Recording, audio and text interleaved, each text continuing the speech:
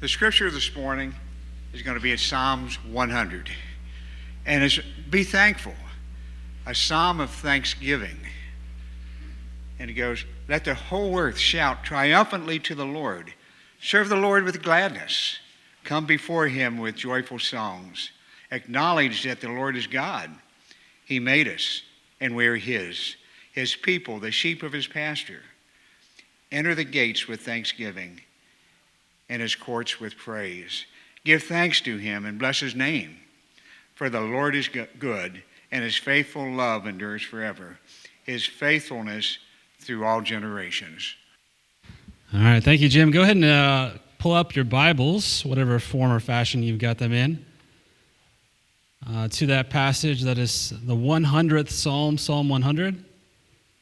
That is on page 510 if you want to use one of the CSB Bibles that we've got here in our space this morning. If you want to look around for one of those, they're orange, they're large print, they're beautiful. Take them, use them. Psalm 100. Forgot to put my bookmark in it this morning, so we're all going to turn there here for a moment. Easy to find. We have been exploring over this summer the Psalms through the lens of God as a shepherd. That image appears not just in the most famous Psalm, Psalm 23, but really throughout the collection of songs and prayers and poems known as the Psalms. Some of that comes from the fact that David, who wrote most of them, or at least a lot of them, was himself a shepherd, so it was a very kind of resonant image to him. He was very familiar with that idea. But through these Psalms, we've been discovering the character of God. Who is God? Like, how can I trust him in the midst of all the ups and downs and the turns and twists of life? And how does he lead me? How does he lead us through the variety of things that we deal with? And we've been discovering some beautiful things. We've seen how God leads us through discouragement and doubt by offering us more of his presence. We've seen how he leads us in the midst of opposition and injury. How he leads us in the midst of even that image of the valley of the shadow of death. Like, I will fear no evil because he is with me. When you know the character of God, when you know who he is, it helps to lean on him and trust in him when you're going through whatever it is that you're going through. And I imagine that most of us this morning are going through something.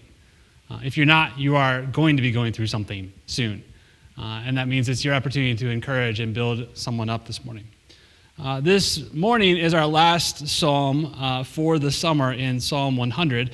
And it is really kind of a culmination to say, okay, if the Lord is my shepherd, if he does lead me, or if he has led me, if I'm experiencing him right now, like, what do I do with that? How do I respond? How should I be as the Lord is my shepherd? Who should I be? How should I interact with him? And Psalm 100 is a super short psalm. It even kind of fit on one screen, one slide there for us this morning. It's only 40 words in the original Hebrew. So it's a really punchy, short psalm. It's about 80 by the time you translate it into the awkward English, right? But it's full of these commands that are really about one thing, and that is worship. Like, the one thing that should come out of us, the one thing that will spawn out of us as we understand more and more that the Lord is my shepherd, is this heart of worship. This psalm is itself a call to worship. It is addressed to a whole group of people, not just a whole group of people, like a whole creation, to say you are called, you are summoned to worship this Lord who is our shepherd. Every week when we gather on Sunday morning, we have what we call a call to worship. It's usually a text, oftentimes from the Psalms, not always from the Psalms, but the Psalms are a good place to start. And we read that as we begin our gathering. And that call to worship is not just for the purpose of saying, hey, hurry up and get your coffee and find your seat because we're going to start. We got to crunch things in like 60 minutes or less. That call to worship, the call is coming from God. Like, he is speaking into our gathering. He is interrupting our normal day-to-day activities, and he is summoning us to turn our attention to him. And so when we begin worship with a text from Scripture, it's not just like, hey, hurry up and get in, or grab the last donut because there's only a few left this morning. It is time to enter into sacred space, to enter into a time where our attention is drawn out of the the anxiety and the stress that this week has carried, and instead to look up to God and to remind ourselves of who he is. And so through this call to worship text this morning, we're just going to look at two things. We're going to look at first why worship is not optional. And then second, we're going to look at where worship actually comes from. So why it's not optional and where it actually comes from. So first, why it is not optional. And you maybe even don't like that idea, right? Worship, what do you mean worship is not optional? Like didn't I choose to come here this morning? Notice in this psalm that it is written not as a suggestion, but as a command. Right? It's not like, hey, you guys, it's like Sunday morning. You know, it'd be really good for your mental health. Like, go to church. Like, get together and worship. No, like, it is written as a command. In fact, the translation that we read this morning, the CSB, is a really good translation, but it actually softens the punch of the psalm a little bit. Because the first word in the Hebrew of this psalm is shout. Like, it is like, I'm going to interrupt whatever you are doing. Like, this is a ringing bell alert into the everyday, mundane, ordinary stuff of your life. And it is breaking into that and said, hey, attention over here. Pay attention to what's happening over in this space. And in just 5 verses, there are 7 commands. Right? So that's a lot. Like, there's only 40 words. So at least 7 of those words are imperatives, meaning you must do this. It says, shout triumphantly, serve gladly, sing joyfully, acknowledge God, approach him with thanksgiving, give thanks to him, and bless his name. All of those are commands. None of those are suggestions. You see, worship is not optional. It is commanded by God. And I don't like that idea. At least like my impulse, my default mode. My guess is you probably don't either. It runs like immediately counter to how we tend to think of worship. Because when I tend to think of worship, and a lot of people that I've talked to tend to think of worship, is I think of worship as a feeling. Like I come in and I'm like, I'm ready to worship. And what I really mean is like the coffee was really good this morning. The commute was easy and like the kids got here and they were nice. And so I'm in a good mood. And so therefore I'm ready to worship. Or you flip that around, you say, man, this week sucked. This was a really difficult week. Like I really don't feel like singing this morning. I really don't feel like going this morning. Or you kind of like maybe at the end of service, maybe you're in the car, you're walking home, and you think, I wasn't really feeling worship this morning. You see, we tend to assume that worship is a feeling. And so the right atmosphere, the right instrumentation, the right music, the right fog machine, the right, whatever the thing is, right? That will get me into the feeling. But if worship is a feeling, if I'm honest, I will rarely ever get there. Right? Because I imagine like you, like I'm full of distractions. I ride the roller coaster of my feelings every single day, right? There's a 1,000 things clamoring for my attention. And so if worship is a feeling, like I'm going to get there maybe like 1 out of every 32 days at best. And even then it's going to be like an hour. And then something's going to throw it off. But that's actually backwards from how the Psalms imagine worship. Worship is first a command, and then as I obey that command, as I follow that command, then the feeling comes. Right? As I listen to the word, as I respond in worship to who God is, what will happen is then worship will flow out of me. You see, we have too small a view of what worship actually is, right? I think if we just kind of like look through some of the commands here, I think it would help us expand our imagination of what worship is. We tend to think in kind of our modern world that worship is music. Like I can pull up a worship playlist on Spotify and it's just all song after song after song. But actually, what the psalmist has in mind here with this call to worship is much bigger than that. I mean, just consider first that this is addressed to all of creation. We sang that song, like, All Creatures of Our God and King. If you actually paid attention to the lyrics of that song, it's a really famous ancient Christian text. It is calling on, like, the creatures to worship God, like the sun and the moon to worship God, right? Do you actually stop and think about it? That's kind of weird. You ever look up at the stars at night and be like, stars, worship God? That's not how we tend to think. But this psalm imagines and assumes that all of creation exists to worship God.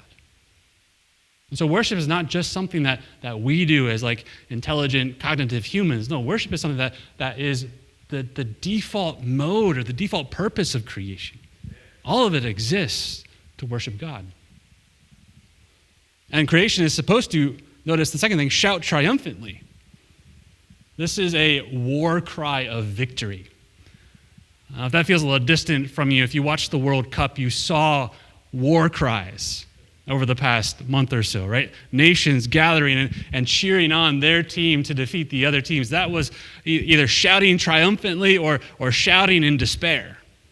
And that's what it means to shout triumphantly, is you are witnessing someone's victory on your behalf and you're celebrating it with them. That's what worship is. But notice it's also to serve gladly. The word here literally means just do your work as unto the Lord with gladness. Right? So not just sing, but serve. Right? So like we just sent our kids and our kids' teachers off to their kids' classrooms. They didn't leave worship. They are continuing their worship back there. And when they come back, they don't come back into worship. They just join us in this space of worship. So when you serve in our kids' class, you are continuing in worship. When you come early and you hold the doors open for people and you greet them by name and you have a conversation with them, you are serving the Lord in that interaction. That is worship. Worship doesn't start at 10:32-ish when the music starts. It starts the moment that you get up and you begin to serve the Lord with your work. When you're the last one to leave and you're turning the lights off and you're taking the trash out and there's always something that someone forgets and you're like, what am I? Like when you are serving the Lord, you are worshiping. It's not just when I sing a song. It is this all-encompassing orientation to life that puts God at the center of my attention. And so worship is not optional, but it's also not just singing. And I think what arises as you read the Bible, as you read kind of the scriptures and their understanding of humans, is you'll begin to understand that worship is not optional. It is commanded because everyone worships. Like from page 1 of the Bible, we are made in the image of God. That means that we were created. Our true purpose is to reflect someone or something. We are made to reflect the God of creation, that good God who created all things. But apart from that, we still go around like mirrors trying to reflect someone or something. And so every single one of us, even if you're not a very religious person, if you don't know anything about worship, this is the first time you stepped into a worship gathering like this, like you have been worshiping your whole life. The question is not, will you worship, but what are you worshiping? The late author and philosopher David Foster Wallace, who's not a Christian by any means, he famously said this in a commencement address. He says, in the day-to-day trenches of adult life, there's no such thing as atheism. There's no such thing as not worshiping. Everybody worships. The only choice we get is what we worship. His point is that, like, in the default mode of your life, you go around thinking, what will make me happy? What will bring me meaning? What will give me purpose in life? Where will I find my joy? And you orient your life around that thing. That's worship. Whether it's the God of creation, or it's the next promotion, or the balance of your retirement accounts, or your paycheck, or your kids, or having the right house in the right neighborhood, all of those things, right, can be worship. And so the question is not, will you worship, but what are you worshiping? And see, once you get that, you begin to understand why this psalm commands worship. It's not because I'm not worshiping, it's because I am worshiping, and I need God to shout into my life to say, worship the right thing. Worship in the right direction. Only this direction will bring you that purpose and that meaning that you've been looking for. All of us worship. And so worship is not optional, it's commanded. But that immediately brings us to the tension of the text, which is this.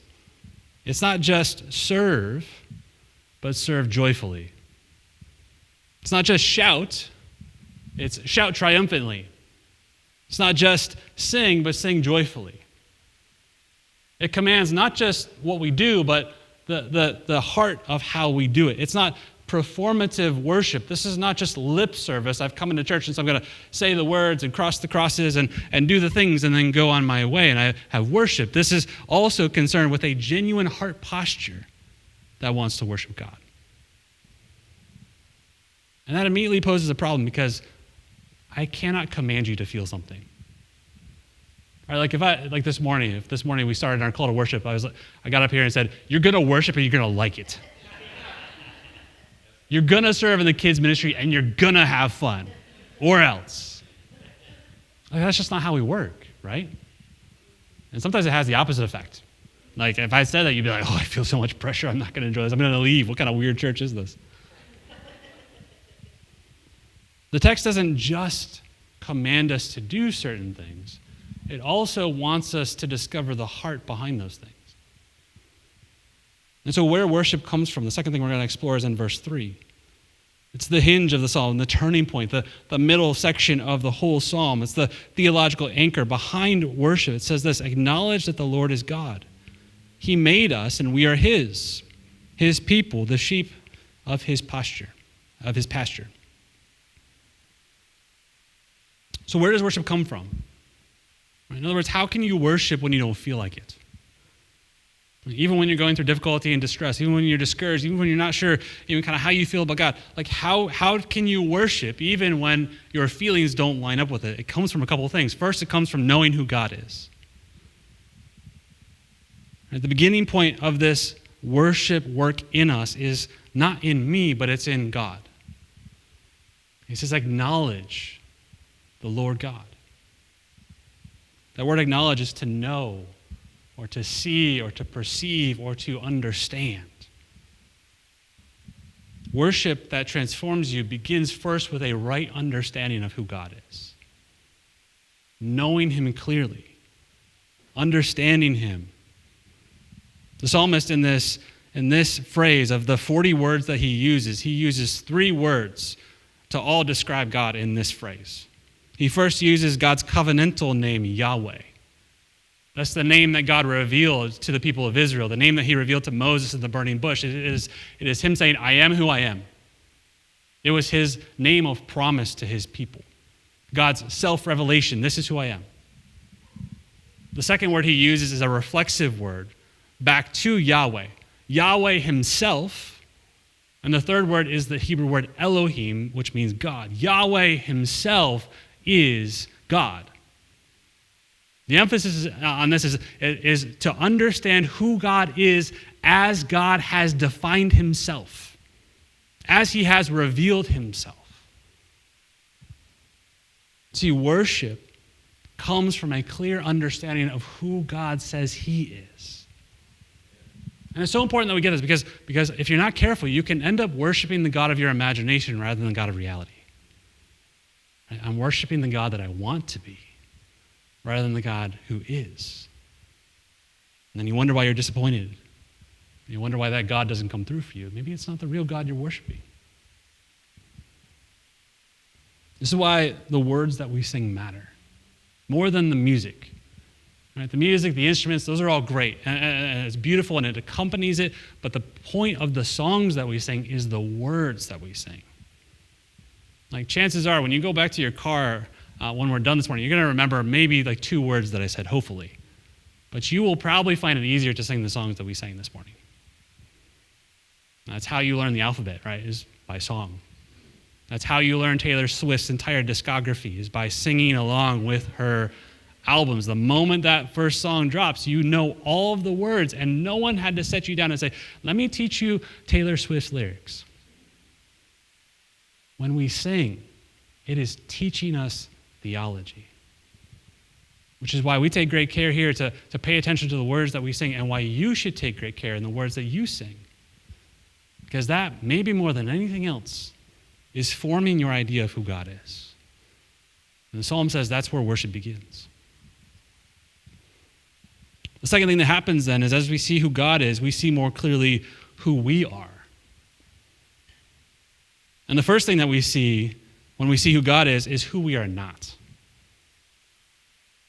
In the original language in this psalm, there's a small phrase that doesn't often get translated because it's a little bit awkward to translate. It kind of interrupts the flow of the psalm, but it's kind of captured in this idea. When it says, it is he who made us, there's this single Hebrew word that's kind of a negative word, and it actually means, and not we ourselves.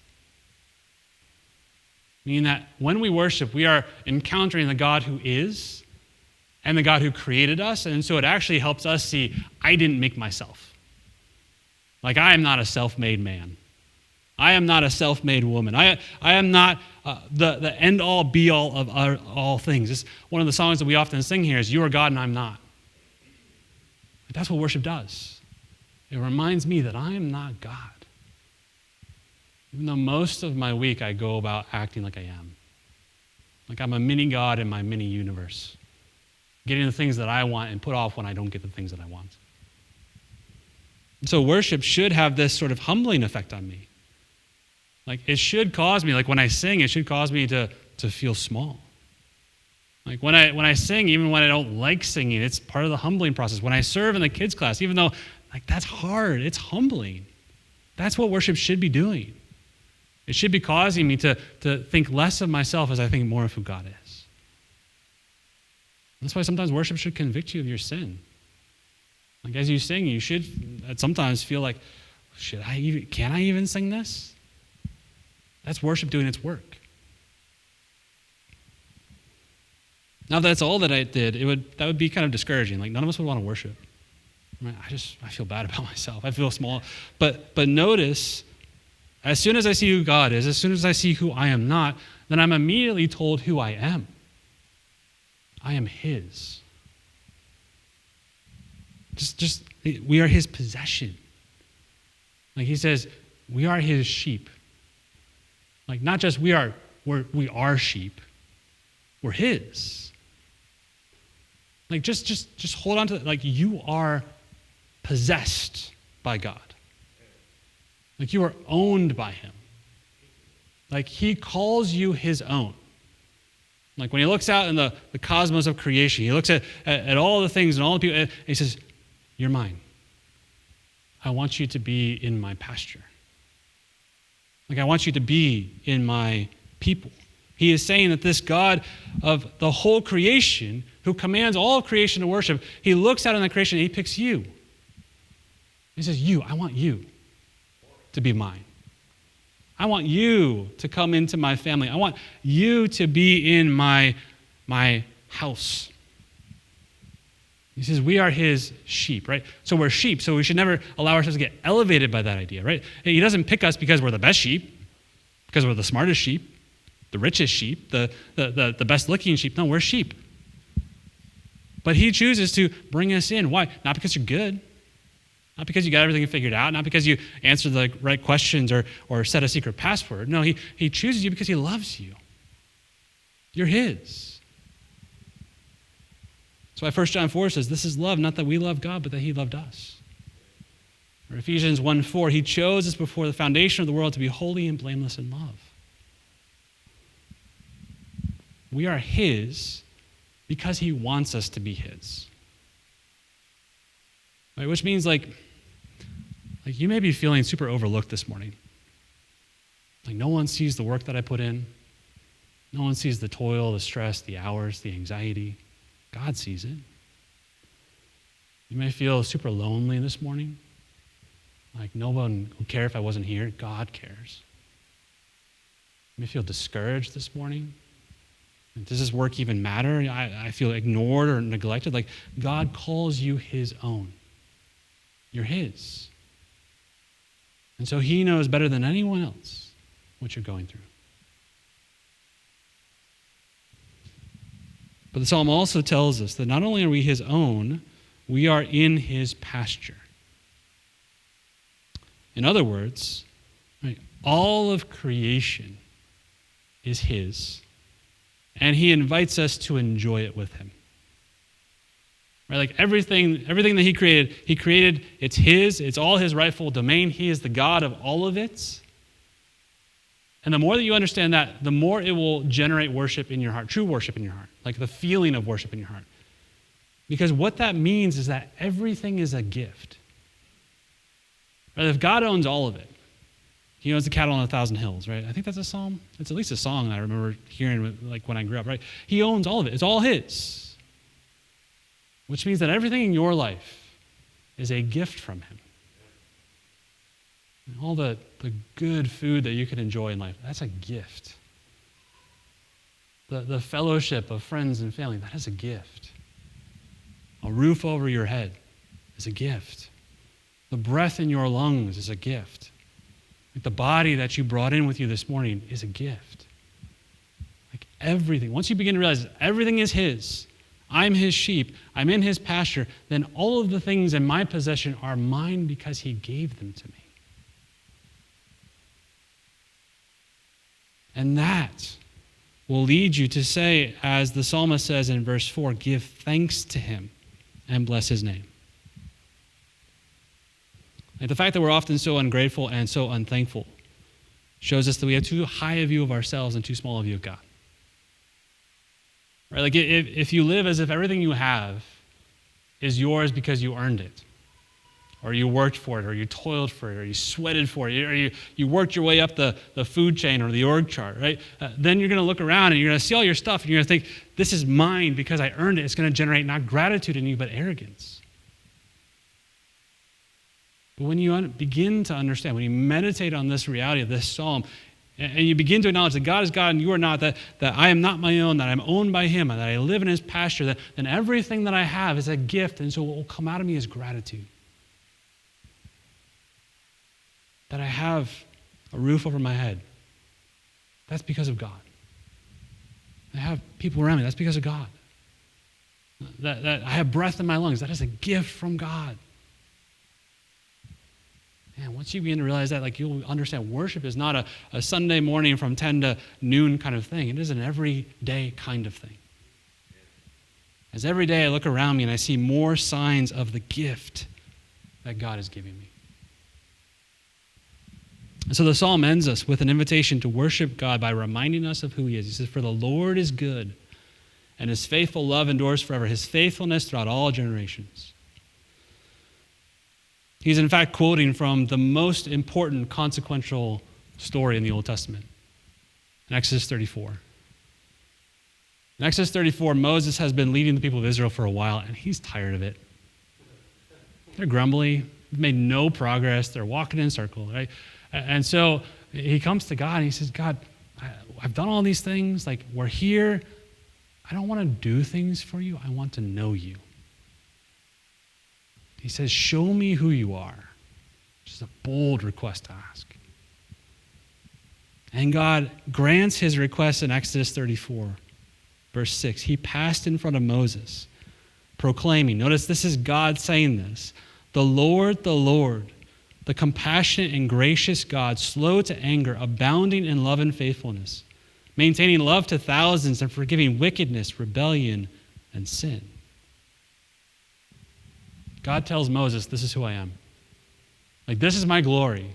I'm compassionate and gracious, full of steadfast love. The same language that is used here at the end of Psalm 100.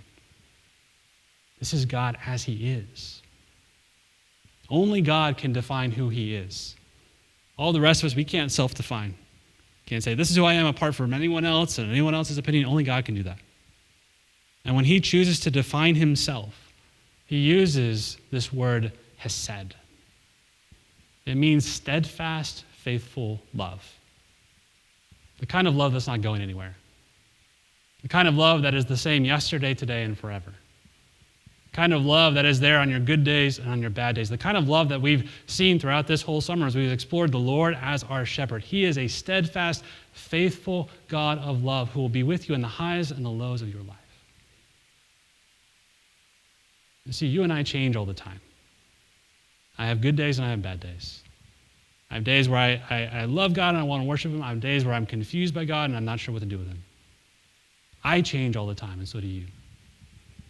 The things that we worship will change all the time as well, unless they are the God of Hesed, the God of steadfast, faithful love.